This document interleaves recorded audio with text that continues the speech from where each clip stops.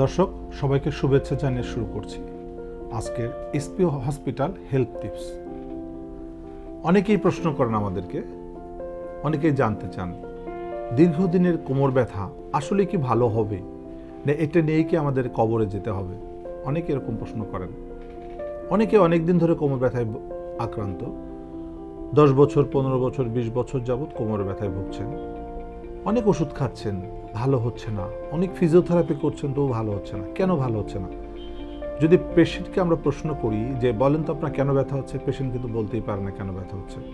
So অনেক বিষয় নিয়ে আজকে কথা বলবো। তার মধ্যে প্রথম প্রশ্ন আমরা যদি অ্যান্সার করতে চাই তাহলে আমরা দেখছি যে দীর্ঘদিনের কোমর ব্যথার পুরোপুরি নিরাময় সম্ভব কিনা। হ্যাঁ দর্শক, অবশ্যই সম্ভব। কোমর ব্যথা আসলে খুব সিম্পল একটা বিষয়, এটা অনেকেই জানে না।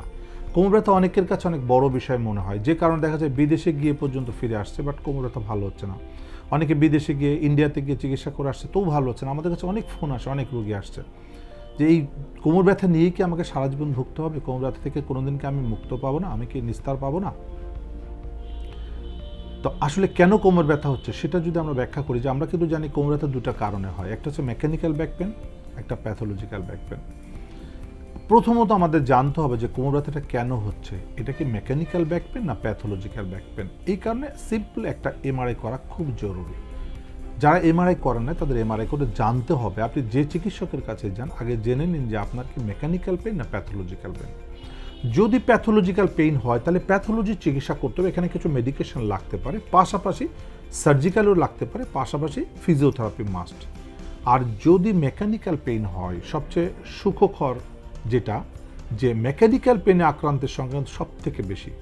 মেকানিক্যাল ব্যাক পেন যেটা আমরা বলছি পিএলআইডি বা ডিসপোলাপস বা লিস্থেসিস, এরকম অনেকগুলো কারণ থাকে যে কারণে মেকানিক্যাল ব্যাক পেন হচ্ছে। এই মেকানিক্যাল পেন কিন্তু ফিজিওথেরাপির মাধ্যমে সম্পূর্ণরূপে সুস্থ করা সম্ভব, কিন্তু সেই ফিজিওথেরাপিটা হতে হবে সঠিক। অনেকে ফিজিওথেরাপি দিচ্ছেন, সেন্টারে এসে যে দেন, যে কারণে ক্রনিক পেন অনেক দিন ধরে সাফার করছেন। আপনি মুভমেন্ট করলে ভালো হবে না, আপনাকে রেস্টে থাকতে হবে। সিম্পল 3 থেকে 6 সপ্তাহ। 3 থেকে 6 সপ্তাহ আপনি রেস্টে থেকে ফিজিওথেরাপি নেন, তাহলে ইনশাল্লাহ 100% আপনি এই ব্যথা থেকে মুক্তি পাবেন।